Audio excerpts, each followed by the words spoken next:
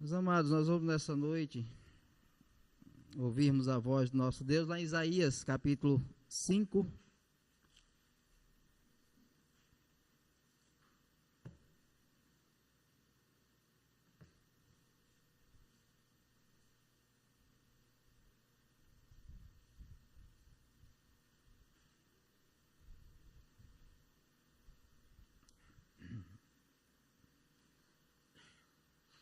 Isaías capítulo 5, do versículo 8 ao 17.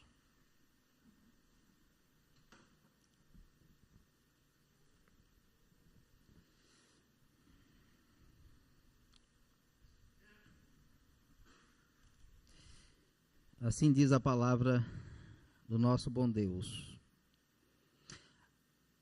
Ai dos que ajuntam casa a casa, reúnem campos a campos, até que não haja mais lugar, e ficam como únicos moradores no meio da terra. A meus ouvidos, disse o Senhor dos exércitos, em verdade muitas casas ficarão desertas, até as grandes e belas sem moradores.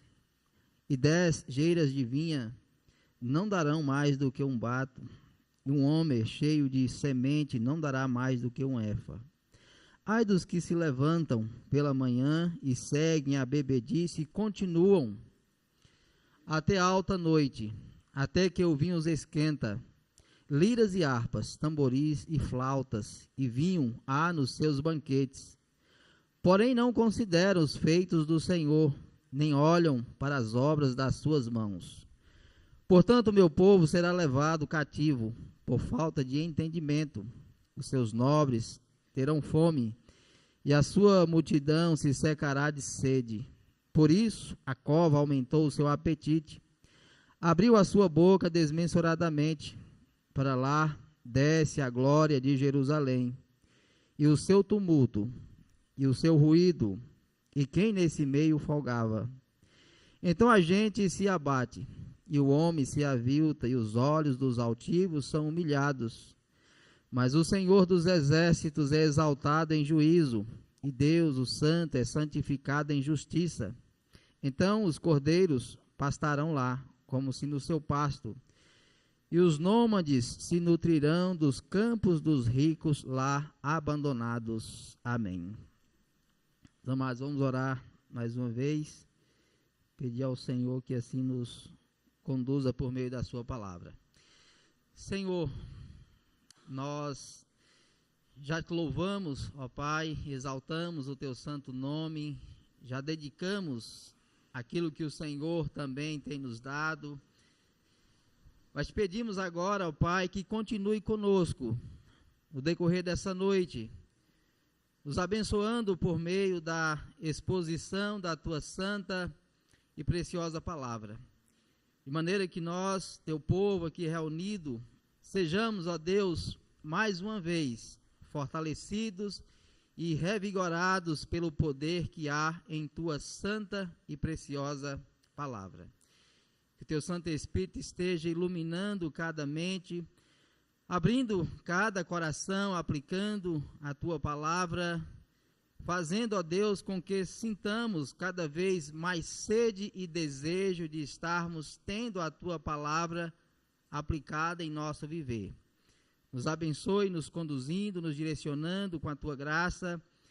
Te peço também por minha vida, ó Pai, conduza-me, me capacitando, dando-me sabedoria, de maneira que eu possa tão somente estar, ó Deus, na mais completa dependência da graça do Senhor, sabendo que de mim mesmo não há nada a oferecer ao teu povo, a não ser que o Senhor nos fale através da tua santa palavra. Esteja conosco, nos abençoando. É assim que oramos, agradecidos em nome de Cristo. Amém. Meus amados, uma das coisas, que as pessoas perguntam constantemente, até hoje, ainda tentam, de alguma forma, responder, qual é o sentido da vida, Qual é o sentido, de vivermos, de existirmos? E por mais que muitos, tentem de alguma forma trazer alguma explicação, algum sentido né, qual é de fato o sentido da vida, nós vemos que muitos têm apresentado talvez vários motivos, né, ou várias explicações para aquilo que possa de alguma forma dar sentido à vida, né? Muitos talvez acham que o sentido da vida está no consumismo, né, em consumir desenfreadamente, ou seja, fazer compras. Para muitos talvez seja esse o sentido da vida, para outros talvez seja ter uma grande quantidade, né, de seguidores, ou talvez para outros o sentido da vida esteja também em ajudar aqueles que estão mais necessitados, ou seja, outros vão ter talvez outros motivos, uma profissão que lhe faça feliz, uma profissão na qual ele se sinta realizado. Então o fato é que muitos ou todos tentam de alguma forma dizer qual é o sentido da vida, né? O que de fato lhe dá sentido naquilo que você faz ou na sua própria existência como ser humano. Quando nós olhamos para o texto aqui de Isaías, né, e olhamos logo lá para o início, né, brevemente, só olhando os primeiros versículos do capítulo 5, o Senhor ele está falando do povo de Israel, aquele que é a vinha do Senhor, né, o povo escolhido, e os primeiros versículos do 1 ao 7 vai demonstrar que o Senhor escolheu esse povo, uma vinha selecionada, que fora plantada pelo Senhor, e que o Senhor, é claro, esperava que essa vinha, a qual fora cultivada, plantada e cultivada por ele, que essa vinha então pudesse finalmente produzir frutos, ou seja, que essa vinha pudesse finalmente então viver a justiça a qual o Senhor esperava que eles vivessem. O grande problema é que essa vinha, por mais que fora plantada e cultivada pelo Senhor, para que se tornasse frutífera e produtiva, essa vinha estava vivendo na prática da injustiça, ou seja, os seus frutos não correspondiam para a finalidade para a qual ela fora plantada e cultivada. Então, o que nós vemos nos primeiros versículos é o que o Senhor diz, então, que ele retiraria o seu cuidado do seu povo. Aquela vinha que estava cercada, murada, para que os animais selvagens não viessem a estar invadindo e destruindo aquela vinha, o Senhor diz então que ele iria retirar o seu cuidado, ou seja, as proteções, aquilo que o Senhor, a sua graça, a qual o Senhor estava todo o tempo conduzindo e direcionando o seu povo, finalmente então ele iria retirar essas proteções, esses muros dos quais guardava Israel. Iria entregá-los então à destruição, iria entregá-los à ruína, de maneira então que mais à frente, nos últimos versículos, o Senhor vai demonstrar exatamente Deus enviando outros povos, para que finalmente então invadisse e destruísse Israel. Mas voltando então à nossa pergunta, né, qual é o sentido da vida, nós veremos aqui primeiramente, do versículo 8 ao versículo 10, que o sentido da vida não está em ter tudo o que desejamos. O sentido da vida não está em ter tudo o que desejamos. O que nós vemos do versículo 8 ao versículo 10 é o Senhor demonstrando aquilo que estava acontecendo em Israel. Ou seja, um povo movido pela cobiça, pela ganância, de maneira que o desejo era tão somente ter cada vez mais. E havia em Israel algumas leis que estabeleciam limites, né? Ou seja, havia limites para a quantidade de terras, ou seja, havia limites demonstrando que uma família que de repente perdesse a sua terra por algum motivo, talvez por dívida, sempre haveria a possibilidade de que aquela terra fosse restituída. Por exemplo, no próprio ano, né, do jubileu, quando então as propriedades eram devolvidas para os seus donos, e muitas dívidas então eram perdoadas. O grande problema em Israel é que aqueles que eram mais poderosos, como diz o versículo 8, aqueles que acumulavam casas e mais casas, campos e mais campos, eles não somente procuravam cada vez mais obter mais propriedades, mas aí ia muito mais além. Muitos se utilizavam até mesmo dos tribunais, levavam muitas vezes inocentes aos tribunais com a finalidade que diante de um tribunal corrupto eles viessem então a estarem cada vez mais tomando, enriquecendo e alimentando então essa cobiça desmensurada que era demonstrada nesse período qual Isaías está profetizando. Mas Isaías, ele diz ainda no verso 9 que aos meus ouvidos disse o Senhor dos exércitos, em verdade, muitas casas ficarão desertas, até as grandes e belas sem moradores. O que nós vemos hoje em dia, inclusive, é que muitas, daquelas que foram mansões no passado, muitas dessas se encontram exatamente como que Isaías está aqui profetizando, como museus, muitas delas abandonadas, muitas delas já não tendo mais a finalidade a qual os seus donos pretendiam no passado. E o que o Senhor quer demonstrar a Israel era exatamente o quanto distante eles estavam da sua lei e da sua verdade. Eles deveriam, por exemplo, como no versículo 10, entender que a verdadeira produtividade e fertilidade da terra não estava em ter cada vez mais ou de ter os melhores campos, pelo contrário. A verdadeira produtividade da terra estava em ser dependente do Senhor e do seu cuidado. Esses primeiros versículos, que nos apontam então para essa cobiça, esse desejo incontrolável de ter cada vez mais, me faz lembrar de um registro de um pastor que esteve no Brasil, bem lá no início da colonização. Os irmãos se lembram que logo no início da colonização do Brasil, houve um período em que a França tentou colonizar lá a região do Rio de Janeiro, da Guanabara. E naquele período vieram vários pastores, crentes, servos do Senhor que estavam sendo perseguidos lá na França por causa da fé.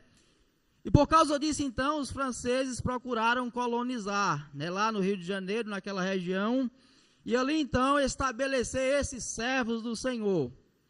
O que me chama a atenção é um relato, de um desses pastores que ali estavam, e que registrou uma conversa que ele teve com um dos anciãos de uma das tribos que ali estavam residindo, um dos anciãos da tribo Tupinambá.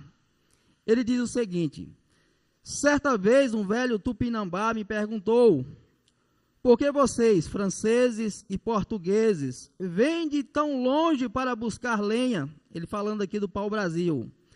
Por acaso não existe árvores na sua terra? Respondi que sim, e que tínhamos muitas, mas não daquelas qualidade, e que não as queimávamos como ele supunha, mas delas extraíamos tinta para tingir. E precisam de tanto assim? Retrucou o velho Tupinambá. Sim, respondi, pois no nosso país existe negociantes que possuem mais panos, facas, tesouras, espelhos e outras mercadorias do que se possa imaginar, e um só deles compra toda madeira que possamos carregar. Ah, retornou ou retrucou o selvagem, você me conta maravilhas, que me diga, esse homem tão rico de quem você me fala não morre? Sim, disse eu, morre como os outros. Aqueles selvagens são grandes desbravadores, debatedores, e gostam de ir até o fim em qualquer assunto. Por isso o velho indígena me inquiriu outra vez, e quando morrem os ricos, para quem fica o que deixam? Para seus filhos, se os têm. Respondi, na falta destes, para os irmãos e parentes mais próximos. Bem vejo agora que vocês, franceses, são mesmo uns grandes tolos, sofrem tanto para cruzar o mar, suportando todas as privações e incômodos dos quais sempre falam quando aqui chegam, e trabalham dessa maneira apenas para amontoar riquezas para os seus filhos ou para aqueles que vão sucedê-los. A terra que os alimenta não será por acaso suficiente para alimentar a eles? Nós também temos filhos a quem amamos, mas estamos certos de que depois da nossa morte, a terra que nos nutriu, nutrirá também a eles. Por isso, descansamos sem maiores preocupações. Nós vemos aqui palavras de um indígena que, na verdade, não temia a Deus, suponho eu, mas que, ao mesmo tempo, demonstra exatamente aquilo qual nós, como servos do Senhor, devemos demonstrar, não em relação à terra, de que ela possa nos nutrir, mas em relação a Deus que nos sustenta, que nos conduz e que nos direciona com a sua graça. Então, meus amados, o que é a cobiça? Ou como a cobiça ela se evidencia? Bem, a cobiça ela se demonstra exatamente quando nós não queremos ser dependentes da graça de Deus. Quando há então a demonstração, quando queremos, como diz aqui os primeiros versículos, os quais nós lemos, o desejo de possuir aquilo que é do outro, o desejo de obter exatamente aquilo que ainda não nos pertence, nos faz lembrar, por exemplo, de Acabe, quando ele desejou a vinha de Nabote, que estava logo próximo ao seu castelo, ao seu palácio.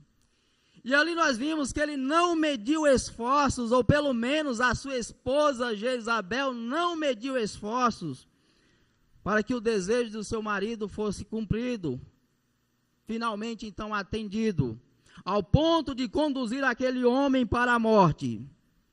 Então observe que a cobiça ela se evidencia ou se demonstra exatamente dessa forma, como algo que ao mesmo tempo tenta conduzir o homem a ser independente da graça de Deus, de querer de alguma forma conduzir ou direcionar os seus próprios passos, mas ao mesmo tempo a cobiça ela se evidencia como uma espécie de monstro na qual nós criamos, mas que no final acabará nos devorando.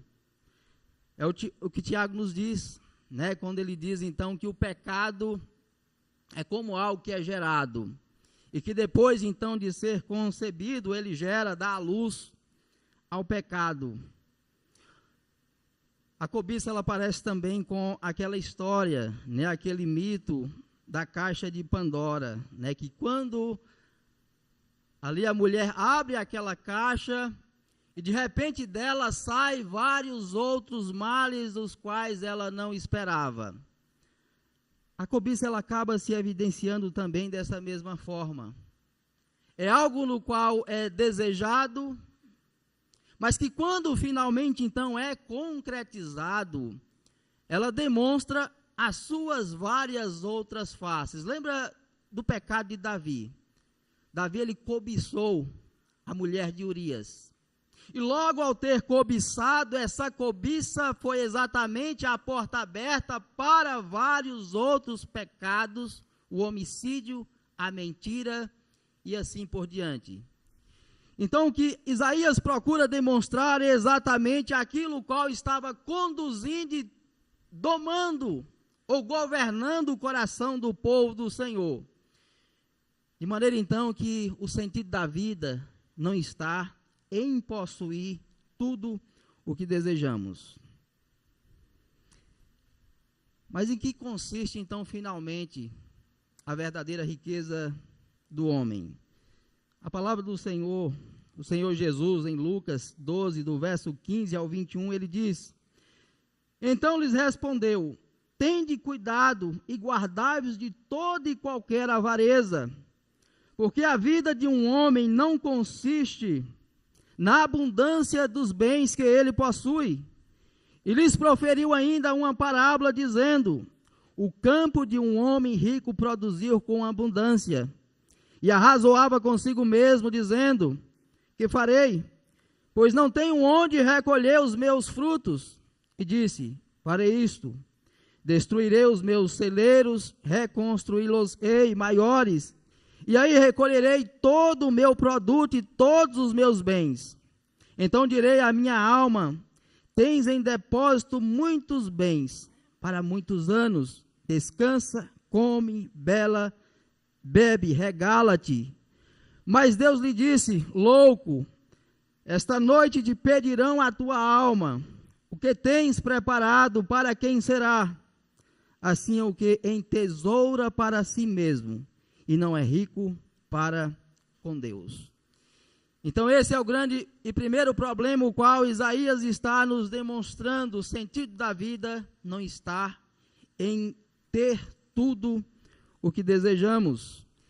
Em segundo lugar, em que consiste o sentido da vida? Do versículo 11 ao 12, nós aprendemos que o sentido da vida não está na busca pelo prazer. O sentido da vida não está na busca pelo prazer. Diz assim o versículo 11: ai dos que se levantam pela manhã e seguem a bebedice e continuam até alta noite, até que o vinho os esquenta, liras e harpas, tamboris e flautas, e vinho há nos seus banquetes. Até aqui. Observe que para outros, talvez, o sentido da vida está exatamente em desfrutá-la desmensuradamente, ou mergulhar em todas as suas experiências e em todos os prazeres as quais a vida pode oferecer.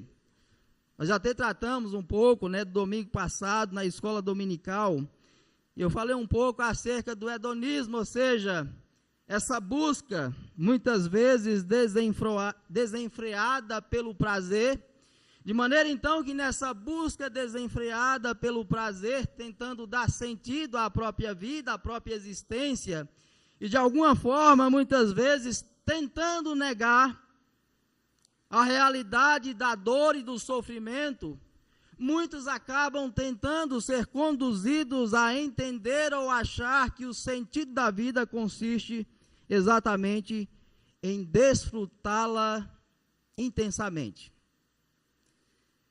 De maneira então que o sentido talvez gire em torno tão somente dessa finalidade.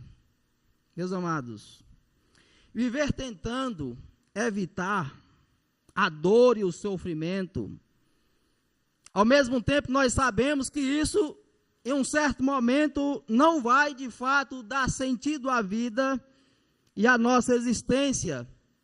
Tentar entender que o sentido da vida está em desfrutá-la, mergulhar nessa busca constante, de desfrutar a vida em todos os seus instantes, também em um certo momento será percebido que isso de fato não dará sentido à vida e à nossa existência. Mas em que de fato então está o sentido da vida? Será que está meramente no desfrutar o prazer? Se a vida consiste tão somente em desfrutar os prazeres, nós acabamos nos assemelhando um pouco como que os animais, que vivem tão somente para comer e beber. É tão somente nisso que a vida se resume, é tão somente nisso que a vida acaba sendo explicada. No período do apóstolo Paulo, havia os epicureus, inclusive era um dos grupos os quais Paulo estava discutindo em alguns momentos. E lá na primeira carta aos Coríntios 15:32, o apóstolo Paulo até cita um dos trechos os quais era um dos pensamentos que eram tão citados pelos epicureus, que é: comamos e bebamos, que amanhã morreremos. Comamos e bebamos, que amanhã morreremos. Era exatamente essa ideia a qual era cultivada já naquele tempo, de que talvez o sentido da vida estava tão somente no aqui e agora, e que ela deveria então ser desfrutada intensamente. Ao mesmo tempo, nessa mesma carta, a primeira carta de Paulo aos Coríntios, 15, 19, o apóstolo Paulo vai nos demonstrar que se a nossa vida se resume tão somente a esse mundo, ele diz, nós somos então os mais infelizes dos homens. Se a nossa vida se resume tão somente a isso, então de fato ela já não faz mais sentido, ela já não tem mais finalidade, ela já não tem mais propósito.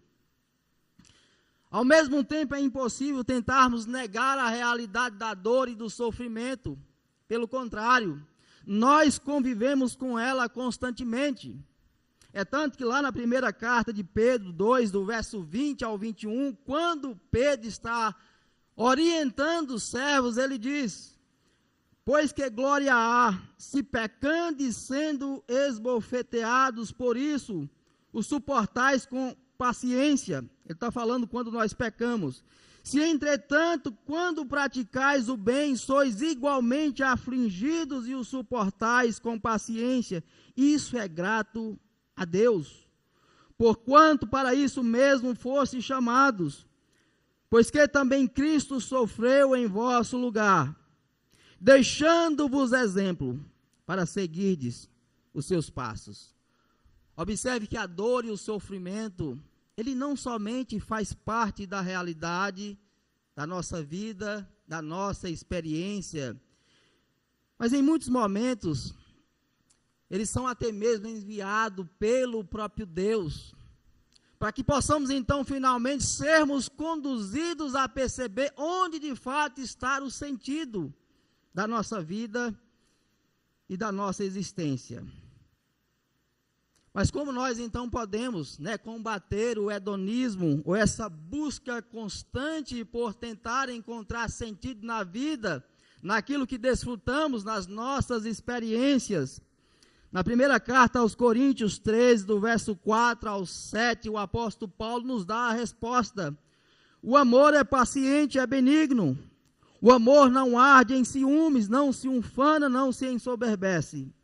Não se conduz inconvenientemente, não procura os seus interesses, não se exaspera, não se ressente do mal, não se alegra com a injustiça, mas regozija-se com a verdade. Tudo sofre, tudo crê, tudo espera, tudo suporta. Então, meus amados, o sentido da vida não está em tentar negar a realidade da dor, do sofrimento. Cito ainda mais um texto que nos dá ainda muito mais clareza e realidade acerca da nossa existência. Eclesiastes 7, do 2 a 4, diz, melhor é a boa fama do que um unguento precioso, e o dia da morte melhor do que o dia do nascimento. Melhor é ir à casa onde há luto do que ir à casa onde há banquete, pois naquele se vê o fim de todos os homens, e os vivos que o tomem em consideração. Melhor é a mágoa do que o riso, porque com a tristeza do rosto se faz melhor o coração. O coração dos sábios está na casa do luto, mas o dos insensatos na casa da alegria. Melhor é ouvir a repreensão do sábio do que ouvir a canção do insensato. Pois qual? O crepitar dos espinhos debaixo de uma panela, tal é a risada do insensato. Também isso é vaidade. Quando ele fala dos espinhos, ele fala de uma espécie, que era usado como combustível e que tinha pouca duração, talvez como carvão. O que ele quer demonstrar exatamente é essa brevidade, dessa aparente alegria, ou dessa tentativa de negar e de não querer entender a realidade da dor e do sofrimento. Mas continuando, qual é o sentido da vida? Em terceiro lugar, do verso 13, da parte B do verso 13 ao verso 17, nós vemos que o sentido da vida não está na busca pelo sucesso sem a dependência da graça de Deus. O sentido da vida não está na busca pelo sucesso sendo independente da graça de Deus. Diz assim, a partir do versículo 13, da parte B, diz, Os seus nobres terão fome, e a sua multidão se secará de sede. Por isso a cova aumentou o seu apetite, abriu a sua boca desmensuradamente, para lá desce a glória de Jerusalém, e o seu tumulto, e o seu ruído, a quem nesse meio fogava. Então a gente se abate, o homem se avilta, e os olhos dos altivos são humilhados. Mas o Senhor dos exércitos é exaltado em juízo, e Deus, o santo, é santificado em justiça.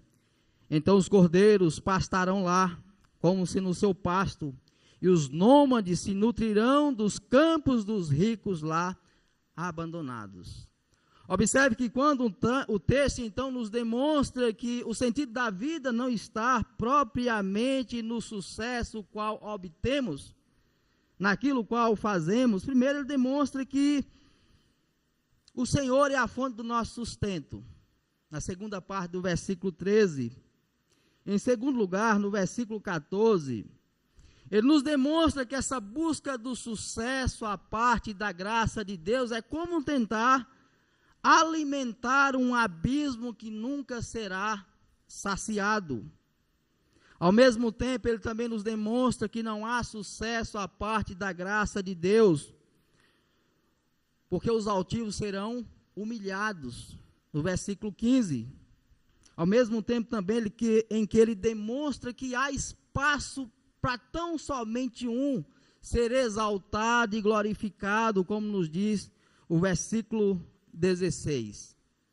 Assim como o verso 17. Nos demonstra também que, na verdade, nada nos pertence. Nada do que temos, de fato, é nosso. Era isso que Israel deveria entender quando receber, então, finalmente a posse da terra prometida.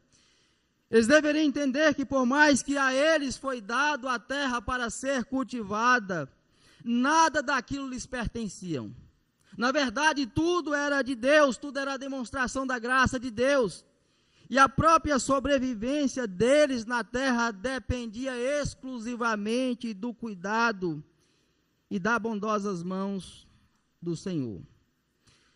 Quando nós tentamos de alguma forma, meus amados, tornar o nosso sucesso como talvez o centro da realização da nossa vida, o que perceberemos é que essa busca de um sucesso à parte da graça de Deus acabará nos conduzindo à própria ruína, porque devemos entender que há somente um que é a fonte do verdadeiro sucesso, aquele que é o Senhor da glória. Mas ao mesmo tempo, como nós então podemos nos livrar dessa busca constante por um sucesso, no qual muitas vezes tentamos de alguma forma virar as costas para a graça de Deus? Jeremias, capítulo 9, do verso 23 ao 26, nos diz: assim diz o Senhor, não se glorie o sábio na sua sabedoria, nem o forte na sua força, nem o rico nas suas riquezas, mas o que se gloriar, glorie-se nisto, em mim conhecer e saber que eu sou o Senhor, e faço misericórdia e juízo, e justiça na terra, porque destas coisas me agrado, diz o Senhor. Então, meus amados, se de alguma forma venhamos a obter sucesso, a obter conquistas, a grande verdade que devemos entender é que nós devemos sempre realizar ou fazer o que fazemos, sempre sendo conduzidos no entendimento de que dependemos constantemente da graça e do cuidado do Senhor. Mas e então, finalmente, em que consiste, o sentido da vida? Se é isso o qual nós estamos buscando entender nesse texto o qual estamos analisando. Volte os seus olhos para a segunda parte do versículo 12 e a primeira parte do versículo 13. Diz assim, segunda parte do verso 12: porém, não consideram os feitos do Senhor, nem olham para as obras das suas mãos. Portanto, o meu povo será levado cativo por falta de entendimento. Então, em que consiste o sentido da vida? olhando para esse texto. O sentido da vida consiste em conhecer a Deus e viver para a sua glória. Quando finalmente, então, nós entendemos qual é o sentido da vida e, ao mesmo tempo, a finalidade para a qual Deus nos criou e nos deu a nossa existência, aí sim, o que fazemos, seja o sucesso, seja as conquistas ou qualquer outra coisa que nós venhamos a realizar, de fato terá propósito e finalidade. Porque passa não a girar, a nossa vida não girar em torno dessas coisas, mas a nossa vida passa a girar em torno da glória de Deus, da preocupação de entender que de fato devemos viver para essa finalidade. Quando nós então finalmente entendemos qual é o sentido da vida, como nos é demonstrado aqui no verso 12 e no versículo 13, nós somos conduzidos como Jó 42, quando então finalmente ele pôde dizer: bem sei que tudo podes, e que nenhum dos teus planos poderá ser frustrado. Quando nós então, meus amados, entendemos a verdadeira finalidade da vida, nós conhecemos ainda mais o Deus o qual nós servimos. Quando entendemos o sentido da vida, nós também somos conduzidos a entender que no Senhor está aquele que nos supre, como diz o Senhor Jesus em Mateus 6, do 25 ao 34, não andeis ansiosos de coisa alguma. Ao mesmo tempo, meus amados, quando nós então descansamos em Deus e sabemos qual é o sentido da vida, nós somos conduzidos também a encontrar no Senhor refúgio e fortaleza em meio às tribulações, como diz o Salmo 46:10, aquietai-vos e sabei que eu sou Deus. Isso só pode ser feito quando nós fugimos da cobiça, da busca desmensurada pelo sucesso, da busca de tentar fazer do nosso prazer o centro da nossa vida, da nossa existência.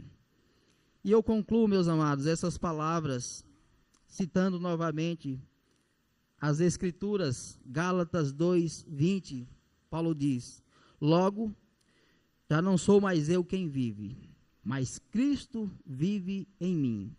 E esse viver que agora tenho na carne, vivo pela fé no Filho de Deus, que me amou e a si mesmo se entregou por mim. Que sejamos então conduzidos por meio de Cristo Jesus a entender e a viver a verdadeira finalidade da vida. Que Ele nos conceda graça e misericórdia nessa finalidade. Amém.